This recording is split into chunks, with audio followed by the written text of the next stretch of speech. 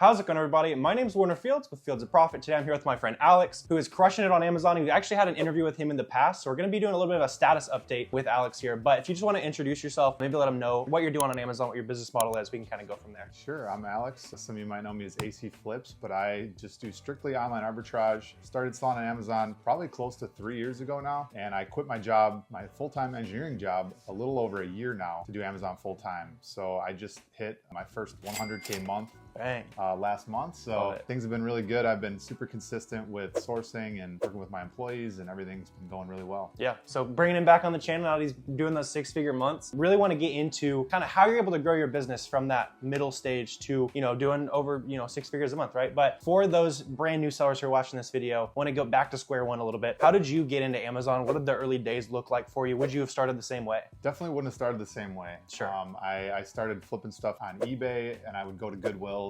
just like kind of getting started. I found some YouTube videos on, flipping things, locally, and it was fun. I mean, that's like a really fun way to like get started, right? But not scalable, unless you're in like a huge city where there's a million Goodwills. But still, I was just running out of inventory. I'd go to the same spot, 3 times a week, and there's just not enough stuff. So I think I was still watching the same YouTube videos, and then, recommended show me some Amazon content. So I started watching that, and then I did the retail arbitrage side of things, which is still like treasure hunt, but it's, it's more name brand stuff. So yeah, hitting the outlets, going to Marshalls, that kind of stuff. Yep, whipping out the SellerAmp app, all that good stuff, finding some stuff. But yeah, those are great ways to like get the ball rolling. And I think a lot of people see it very black and white, where it's like, this is the best way to do Amazon. And especially at like the upper level, like, oh, I only want to make my own products. I only want to do private label. Like, you're going to jump in and lose so much money. Do you remember what one of those, like, especially when you're hustling around town, do you remember any of those like super early on flips? You're like, man, this is legit. Like, I can make some money doing this. Yeah, I think I had my first couple flips were like probably not good flips at all, but I do remember my first good flip that I remember was like probably only like the 5th product that I sold, but it was just a Wilson tennis bag from Target in the clearance section. It was like $9. I sold it for $40. Bang. And it sold like next day that it got listed. That's awesome. Once it's shipped in. So I was like, okay, this is real. I need to go find more of that. So then I just was at the stores all the time with RA, and then, I hit my ceiling. There's so many stores you can go to. So kind of plateaued in my numbers, and then stumbled What was that plateau like sales wise? Wasn't much. It was probably like 3,000 to 4,000. Right. I just, again, you can only hit the Walmart clearance section so many times before you're seeing the same exact products on the shelf. So yeah, I've seen people be like absolute monsters at like retail arbitrage. They're going around doing like 30, 50K, but even then, like, I think they still kind of run into a little bit of a plateau there. But whatever floats your boat, right? Like, some of you guys might really like that. And I think that's maybe the best way for a lot of guys to get started on Amazon is get in there, get those hands-on reps. Like you're saying, like you bought it and you sold it like that same week. Listed FBM, so you're sending it straight to the customers, and you can test it super, super fast. Especially as we're headed into Q4, where it's going to be the best time of year to be an Amazon seller. You want to be testing that kind of stuff fast, right? So what are some of your Q4 strategies this year? What kind of lessons have you learned from the past that you're going to be on top of this year? Yeah, last year was like my first full Q4, and I almost hit 100K that month, but you're like 97, right? Yeah, I was like painfully close. So close. Didn't quite get there. I was telling him you need to just like break even on some stuff, get the milestone. I know. I should have just quick and bought some RA stuff that was break even. The biggest things I learned was just how much replenishables you can really find in that month. It's just everything sells so much faster. So you really want to be on top of like your good selling products, making sure that you're trying to keep them in stock as much as possible. Because I mean, I had a few ASINs that I was doing that in, but there was probably 20 plus ASINs in my inventory that I sold out of and just never came back to because I was so focused on the few that I had. So so right now I'm just really focusing on going super wide. I want to find, as many good products as I can, because I think I'll have a much better grasp on the replenishable side this time around. So the more, good products I have in my inventory, the more I can replenish those items and not just focus on a couple items, but then, maybe have 20 or 30 items to replenish all the time in December and hopefully go for a huge month. Right. Yeah. And the nice part is you're going to be able to test a lot of that in like early November, that kind of thing. The Black Friday sales are going to roll around. You're going to be able to buy the exact same product. So for those of you guys watching, like, start testing things now, so you're not figuring it out during Q4. And I would assume like you're talking about there, like, you're running out of stock on your replens. Like, do you remember what days you were running out in December? Like, I remember my first Q4, I bought some products. I was like, man, I bought like 200 of these. This is never gonna sell. And like December 10th, I was already sold out. Like, it wasn't much, I bet, right? I was gonna say the 10th was almost 10th to the 15th, that range. Right. Most of my stuff sold out. I'm still trying to buy, big units, but then you're cutting it close. So I wish I would have went, way deeper basically from Black Friday to like the 8th or 10th of December. Yeah, yeah. Something that all of you guys should be doing, I'm definitely going to be doing, is on Black Friday sales, buying it and merchant filling all of it. Capture all those super high price sales, and there's going to be so much to take advantage of there. Yeah, so I want to kind of get, back into more of your story, right? So how you were able to grow from, starting from zero and going up to that big milestone. So when you're starting to dip the toes into online arbitrage, we'll talk about, the big changes you made. But when you first started in online arbitrage, how were you finding those first products? How should somebody watching this video go look? I probably wasn't doing it the best way. Sure. I didn't have Keepa to start. Oh, that's a bad start. So that's a horrible start. I didn't watch any content on YouTube really about like the ins and outs of growing on Amazon. So I didn't really see what the videos out there that are like basic, what makes a good product. I mean, you and me both make plenty of that content, how to find good products or, how to identify good products. So I wish I had more of that, but basically I was just, scanning every website that I knew. Once I got ungated in Nike and Adidas, those are brands that I'm super familiar with. So I was able to start selling a lot of those. Sure. And you find those discounted on plenty of sites. So that's probably where I really put a lot of my focus in early on. And I, made mistakes and bought products that tanked right after and stuff like that. But, all those lessons that I learned really helped me, build the solid foundation that I have right now. I like that. So pick, a couple brands that you're familiar with, a couple brands you want to learn maybe, and just get really good at that. And that's definitely a good approach. So, going from, struggling, not even having Keepa, right? Last time we talked, you're at 40K. So what are some of the things that you've changed since we talked last time? Like, how did you, I guess, almost 3x your business in less than a year? Yeah, the biggest thing I think that I focused on was really tracking how to get to the goal that you set. So if you want to hit 100K, how much inventory do you need to have to generate the 100,000 in sales? So, if you need this much inventory, well, how much money do you need to be spending per day to, acquire that much inventory? Yeah. How much are you spending to try to do 100K right now? I think the last 2 months I've averaged almost 50K in spend. Yeah. So yeah, just to be able to hit those numbers or to understand how to hit those numbers is really a important step, because if you're just buying blindly and you buy 3,000 one day, but then you have 3 days in a row with no spend, it's going to be really hard to, consistently increase that spend to get to 50K. Because you can't go from 5K spend one month and then 50K the next, unless you have like really good credit cards. But for sure, still, you want to build, a consistent growth, and that's kind of what I spent a lot of the spring slowly building up my spend, and then now I'm in the summer months, I'm really hitting solid spend numbers. Yeah, so just controlling like, here's what I have to spend. I'm going to work my way up to that, and then you're hitting that 6-figure milestone. So another thing that you and I have talked about, but you're not doing much shoes and clothing at all, right? So it's mostly like kind of low return products. Yeah. I don't have a huge return numbers. I have some clothing, and that's normally the stuff that does get returned more. Right, yeah. But yeah, I've just really tried to go wide. My virtual assistants really find like a lot of tools category, automotive, home and kitchen, beauty. So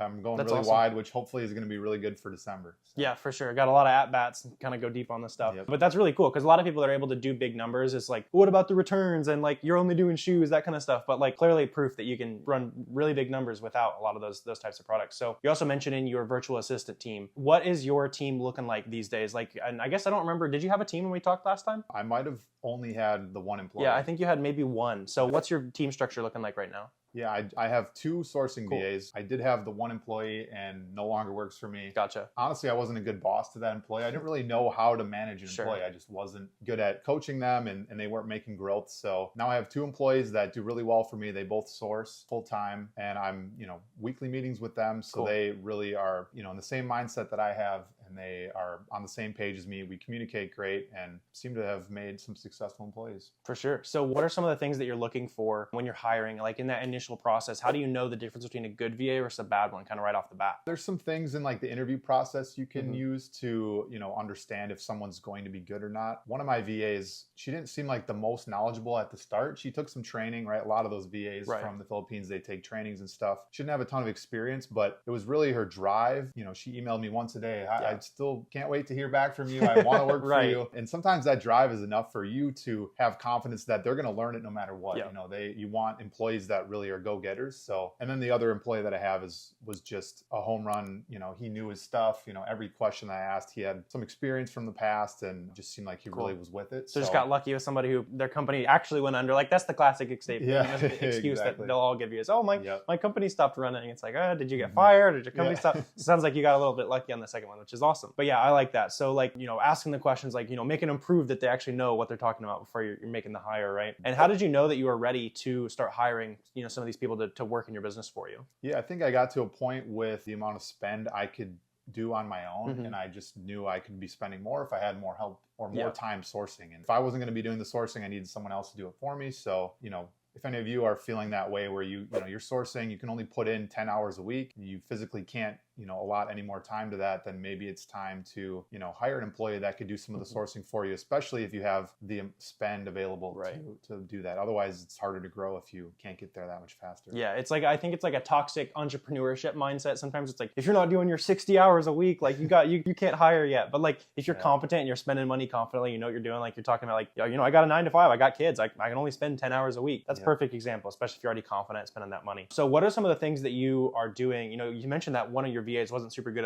right off the jump. What are some of the things that you're doing you found success in terms of like training your team and kind of bringing them up to speed? Yeah, it was a lot of training in the beginning. I spent probably, I think the first 2 weeks, I worked with them 5 days a week, just reviewing every single lead they put forward, whether it was a good lead or a bad lead, making sure they got on the same page as what I'm looking for, because, it might be a good lead to another, Amazon seller, but to me, it's not good. So I want to make sure they understand exactly the leads I'm looking for, so we can be on the same page there. And then just, making sure that they are still competent in sourcing. I mean, maybe they're lacking in manual sourcing, but they're good at, storefront stocking. So you just want to make sure that they're well-rounded and that they're growing with you. And, and then they show signs of growth too. So it's a lot of communication. I'm always talking with them on Discord. And then we do have still a weekly meeting that I can review leads, answer any questions they have. And it seems to be working really well for the three of us. Awesome. Yeah. Yeah. And as you grow, like you're probably not super far from this either, is like one of these first couple of VAs will be able to like run those meetings for you and that kind of stuff. And that's where it gets really fun. And that's like, that's the stuff I love kind of being able to do. And yeah, so another thing I wanted to touch on that you briefly mentioned, but it's a huge win, right? You're able to start a business and quit your job and be a full-time Amazon seller. I think that's a goal that a lot of people watching this video would have. What went into your kind of decision-making process there? How did you know the time was right? I may have jumped in earlier than some would have.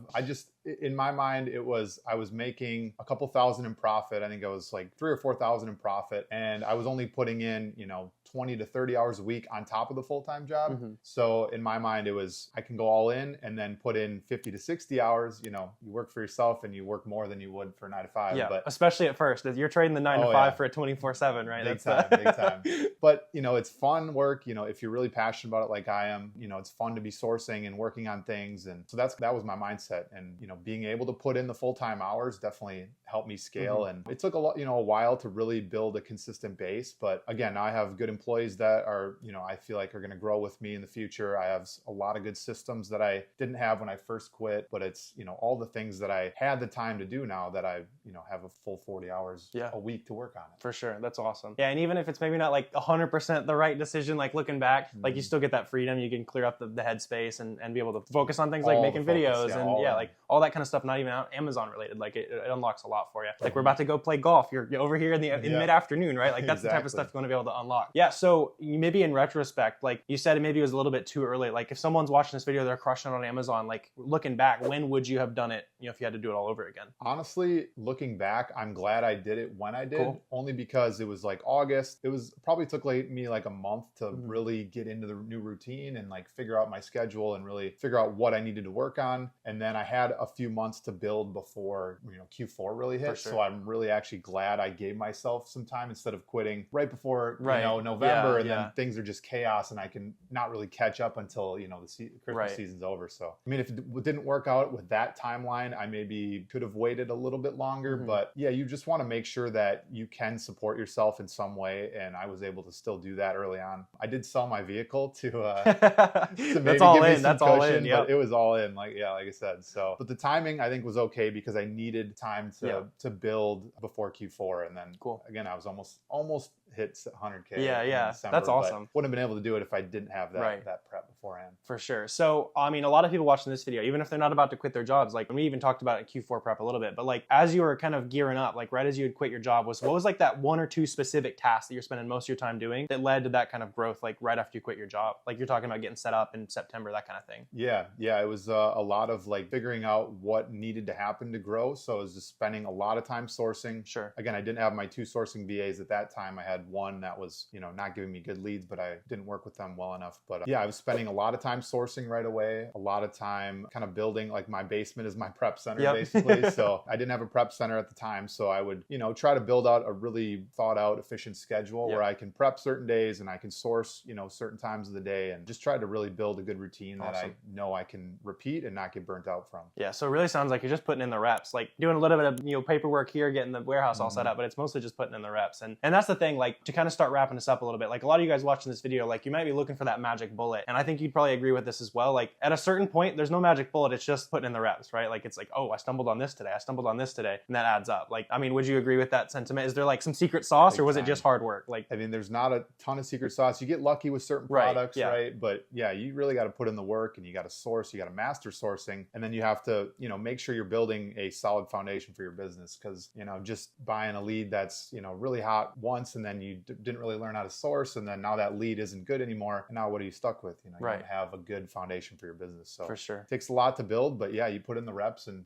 you'll really start to see the progress eventually. Awesome. Yeah. So just to kind of wrap us up here, you're sitting in the chair, I guess 3 years ago, right? You're trying to get the reselling business started. Maybe you made those first couple sales. Like what are the most important steps that a new seller should go take to start taking action today? There's so much free content out there. Again, something I didn't take advantage of, which I really wish I would have, but just go watch, how to source videos. There's tons of live sourcing videos out there. Learn how to read a Keepa chart. That's going to be your best friend is Keepa. I made a lot of mistakes on products early on, so I was buying bad buys. And if you only have limited capital, you don't really want to be buying a bunch of bad products. It's not going to be the end of the world, but you want to be able to grow that money early on so it can, start to work for you. So yeah, really just, focus on learning how to find good products, and that's going to really build a good base for you at the start. Awesome. Yeah. So really appreciate you hopping on the channel, Alex. Alex also makes a ton of super great YouTube videos, Instagram, all that kind of stuff. If they want to go start watching your content, reach out to you. Where can they find you? Everything's AC Flips. That's my username for YouTube and Instagram, TikTok, wherever you want. But yeah, all educational content, really trying to help people like you grow your Amazon businesses. Awesome. Yeah, I think Alex's content is super underrated, so you guys should go check it out. Go drop a sub while you're there. Let him know you came from this video. But I really appreciate you guys watching this video. If you guys have any questions, comments, feel free to drop those down below. Super happy to answer those for you guys. But I really appreciate you guys watching this video, and I will see you next time.